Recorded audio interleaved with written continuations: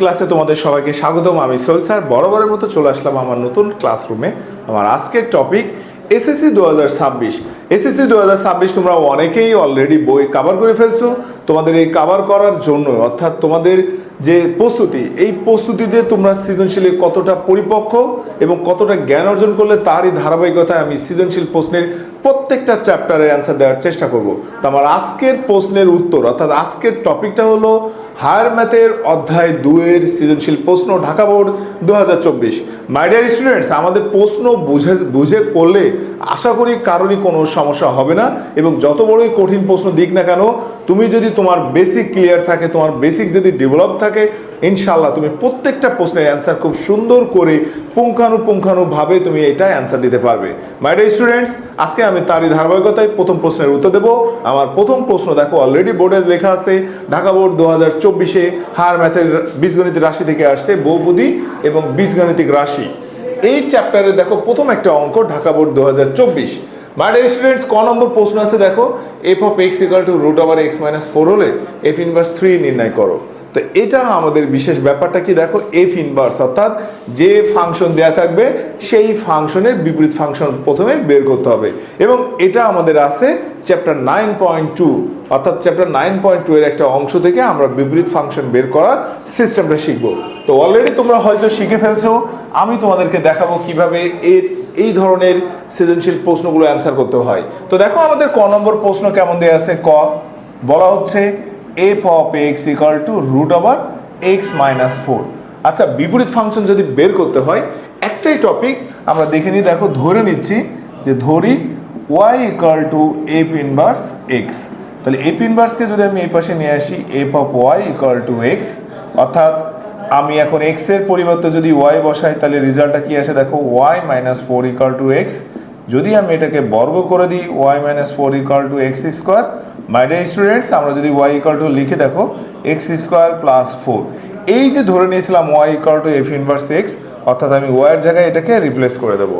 ওয়াইয়ের জায়গায় যদি আমি এটাকে রিপ্লেস করি তাহলে আমাদের কি আসে, F inverse x equal to x square plus 4।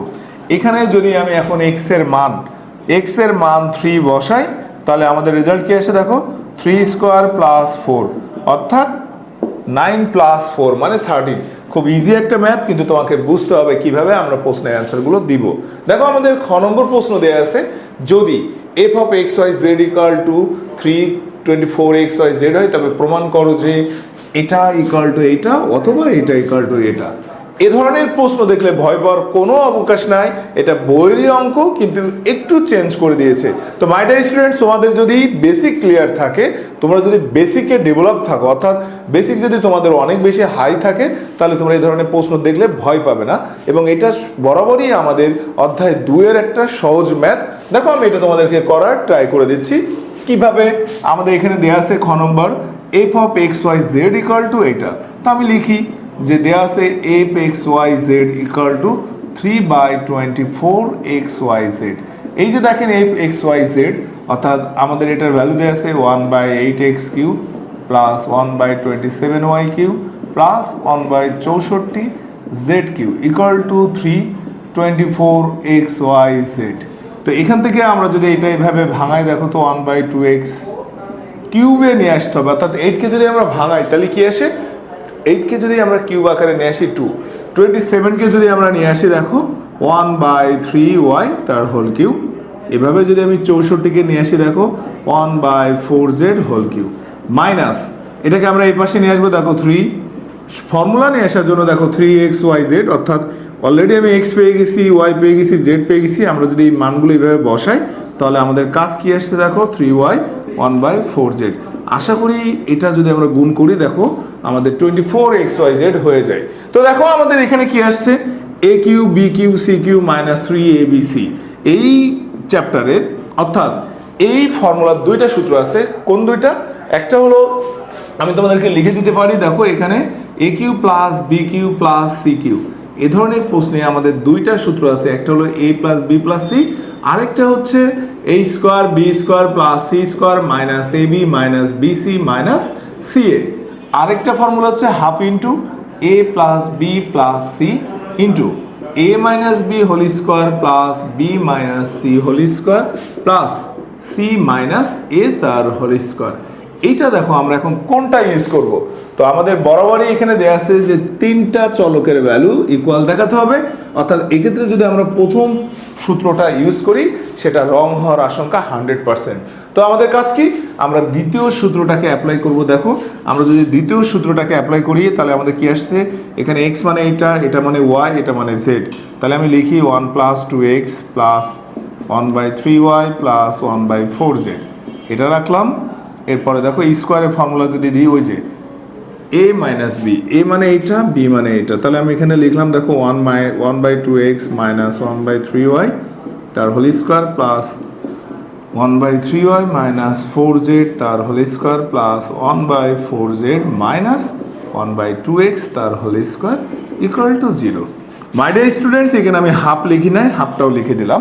তো এই হাফটাকে যদি আমরা ওই পাশে দিয়ে দিই, জিরোর সাথে হাফ গুণ করলে 0 আসে। তো দেখো আমাদের এখানে দুইটা উৎপাদক আসছে, একটা উৎপাদক হলো এটা, আর একটা উৎপাদক হচ্ছে আমাদের এটা আসছে। তাহলে আমার কাজ কি, প্রথম কাজ হলো প্রথম উৎপাদকটা ধরে নিই এবং প্রথম উৎপাদকের ভ্যালু আমি 0 বসাই। দেখো equal to 0।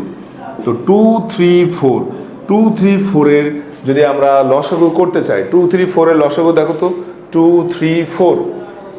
My dear students, এখানে আমাদেরকে খেয়াল করতে হবে যে 2 3 4-এর লসাগু যদি আমি 12 ধরি, 2 দিয়ে যায়, 3 দিয়ে যায়, 4 দিয়ে যায়, তাহলে আমাদের এখানে কাজ কি 27, ওয়াই হলো 4। তো মাই ডিয়ার স্টুডেন্টস, আমাদের এখান থেকে খেয়াল করতে হবে, দেখো এটাকে যদি আমরা নিতে চাই যে 12 4z মানে 3, 2 মানে 6, এখানে আমাদের প্রশ্নে মনে হচ্ছে ভুল আছে, 64 হবে না, হবে 6yz। তো আমরা দেখো এখানে যদি লসাগু করি 12xyz, তা 2x যদি চলে যায় এখানে থাকে 6yz, 3y যদি চলে যায় তাহলে থাকে 4zx, যদি আমাদের 4z ধরি তাহলে 3xy ইকুয়াল টু 0। আমি যদি আড়াআড়ি গুণ করে দিই 6yz plus 4zx plus 3xy equal to 0। দেখো খুব সুন্দরভাবে আমাদের প্রথম প্রমাণ যেটা ছিল সেটা হুবহু চলে আসলো। দ্বিতীয় প্রমাণটা যেটা আমরা করতে চাবো যে অথবা 2x minus equal to 3y equal to 4z, এটা যদি আমরা নিয়ে আসতে যাই, দেখো আমাদের এই রাশিতে আরও একটা উৎপাদক আছে। এই উৎপাদকটাকে যদি আমি লিখি 1/3y whole square plus 1/3y minus 1/4z তার whole square plus 1/4z minus 1/2x তার হোল স্কোয়ার ইকুয়াল টু 0। আমরা জানি কতগুলো বর্গরাশির সমষ্টি যদি শূন্য হয়, কতগুলো বর্গরাশির সমষ্টি যদি শূন্য হয় তাহলে এরা পৃথক পৃথক অর্থাৎ আলাদা আলাদা উৎপাদক হিসেবে 0 হবে। তো মাই ডিয়ার স্টুডেন্টস, আমি যদি প্রথম অংশটা নিয়ে নিই তাহলে কি আসে দেখো 1/2x minus 3y equal to 0। এখান থেকে আমি ক্যালকুলেশন করলে পাই 2x ইকুয়াল টু 3y। যদি আমি দ্বিতীয় উৎপাদকটা ধরি 1/3y 1/4z ইকুয়াল টু 0, এখান থেকে আমি পাই 3y ইকুয়াল টু 4z। খুব সুন্দর করে আমরা এটার অ্যান্সার দিয়ে দিতে পারি। দেখো 3x 3y 2x 3y equal to 4z। এভাবে আমরা খ নম্বর প্রশ্নের অ্যান্সার দিতে পারি এবং এটা খুব সহজভাবে দিতে পারি। দেখো এটা আমাদের বোর্ডের অর্থাৎ আমাদের বইয়ের যে চ্যাপ্টার 2-এর যে একটা ফর্মুলা ছিল সেই 2-এর ফর্মুলাকে ব্যবহার করে আমি তোমাদের খ নম্বর প্রশ্নের উত্তর দিয়ে দিলাম।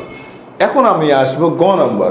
আংশিক ভগ্নাংশে তোমাদের অনেক সমস্যা, অনেক প্রবলেম, বাট তুমি যদি বেসিকে ক্লিয়ার থাকো যে কোনো ধরনের আংশিক ভগ্নাংশ করা আমাদের জন্য খুবই সহজ। তো আমি তোমাদেরকে দেখাচ্ছি, দেখো আমাদের গ নম্বরে আংশিক ভগ্নাংশ দেয়া আছে। আংশিক ভগ্নাংশ কি, গ নম্বর আমি যদি গ করতে চাই তাহলে আমাদের গ এর ব্যাপারটা কেমন আসে দেখো। গ বলছে 3x³ ডিভাইডেড বাই qx। তো qx মানে কি অলরেডি আমার এখানে দেয়া আছে, দেখো 3x³ ডিভাইডেড বাই x³ মানে x³ মাইনাস 64x। তো মাই ডিয়ার স্টুডেন্টস, আমাদের সবসময় দেখো উপরের রাশি অর্থাৎ লব আর হর যদি ঘাত সেম হয় তাহলে আমাদেরকে এখানে একটু সিম্পলিফাই করতে হয় অর্থাৎ সরল করতে হয়। সেক্ষেত্রে আমি যদি 3 লিখে দেখো 3 প্লাস 1/x³ মাইনাস 64x। মাই ডিয়ার স্টুডেন্টস, আমাদের এখানে কাজ হলো দেখো 3 প্লাস, আমি যদি এখন এটাকে ভাঙাই x কমন নিয়ে নিলাম, x² মাইনাস 64, এটা 3 প্লাস 1/x। এখন যদি আমি এটাকে ভাঙাই ফেলি দেখো x প্লাস 8 x মাইনাস 4। এখন আমাদের কাজ কি, তাহলে এখন কাজ হলো আমরা এই ভগ্নাংশটাকে অর্থাৎ পূর্ণ সংখ্যা বাদে যে ভগ্নাংশটা আছে সেটাই আমরা বসাবো। দেখো এখন আমি ধরে নিচ্ছি যে ধরি, আমি পূর্ণাঙ্গভাবে তোমাদের এটা অ্যান্সার দিচ্ছি। দেখো ধরি 1/x x প্লাস 8 মাইনাস 8।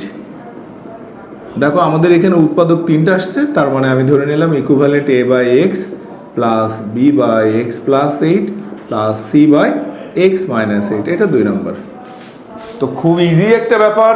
এই 2 নম্বরে দেখো আংশিক ভগ্নাংশ করার নিয়ম হচ্ছে হর দ্বারা উভয় পক্ষকে গুণ করে দেওয়া।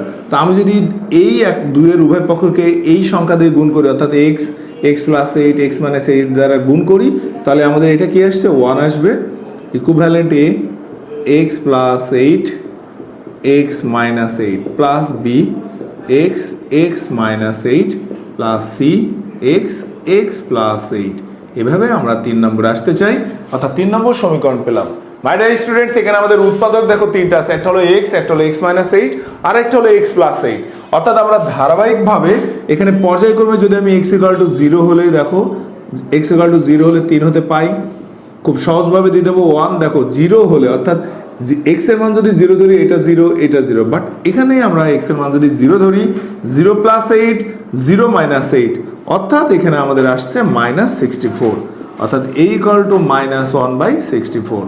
পরের অপশন কি আসবে, x = যদি আমি 8 হলে দেখো কিভাবে আসছে 3 হতে পাই। তো আমাদের বাম পক্ষে আছে অনলি ফর 1, তাহলে আমি 1 রাখলাম, এটা 0। x = যদি 8 ধরি এটা 0, এখানে যদি আমি x = 8 ধরি দেখো 8 আর 8 × 8 অর্থাৎ c × 8 8 প্লাস 8 অর্থাৎ 1 8 গুণ 64, এই 8 গুণ 60 16। তাহলে আমি যদি গুণ করে দিই দেখো 6 × 8 = 48 এর 8 হাতে 4 8 × 8 আর 4 128, অর্থাৎ c এর মান হচ্ছে 1/128। এভাবে আমরা যদি x = -8 ধরলে 3 হতে কি পাবো, দেখো 3 হতে পাই। এভাবে আমরা সেম জিনিসে আসবো 1 এটা 0 এটা 0। এখন আমি এখানে যদি আসি তাহলে b দেখো -8 -8 মানে -16 লাইক দ্যাট, এখানেও সেই সেম আসছে b = 1/128। এইভাবে আমরা দেখো a b c যদি এখানে বসিয়ে দিই অর্থাৎ 2 এ বসাই, 2 এ বসালে আমাদের কি আসছে দেখো 1/x x plus 8 x minus 8 equal to এর মানটা কত পেয়েছি -1/64x, b এর মানটা কত পেলাম 1/128 x প্লাস 8। এভাবে যদি c এর মানটা আমরা বসাই 1/128 x মাইনাস 8, অর্থাৎ এই এই ভগ্নাংশকে দেখো আমরা আংশিক ভগ্নাংশে বসালাম, দেন আমরা এখানে বসাই দিব, অর্থাৎ 1 হতে পাই। আপনারা যদি এইভাবে সরাসরি এখানে বসাই দেন আমাদের আংশিক ভগ্নাংশ করা খুব সহজভাবে হয়ে যাবে। এভাবে আমরা যে কোনো সৃজনশীল প্রশ্নের সমাধান দিতে পারি। সবাই সোহেল স্যারের গণিত ব্যাচে যুক্ত হয়ে যাও। সোহেল স্যার রীতিমতো রেগুলার নিয়মিত অধিকাংশ ম্যাথগুলোকে সহজভাবে তোমাদের সামনে উপস্থাপন করতেছি। সবাই আমার ক্লাসে ক্লাস করতে চাইলে যোগাযোগ করো। আমার ঠিকানায়, আমার রিডিউ পয়েন্ট ঠিকানায় আমি এখানে গণিত পড়াচ্ছি, গণিত ও উচ্চতর গণিত। তো আর দেরি নয়, সোহেল স্যারের গণিত ক্লাসে খুব সহজভাবে ম্যাথ শিখতে চাইলে সোহেল স্যারের গণিত ক্লাসে ভর্তি হয়ে যাও। সবাই ভালো থাকবেন, সুস্থ থাকবেন। দেখা হবে আমার ক্লাসে নতুন কোনো টপিক নিয়ে। আল্লাহ হাফেজ।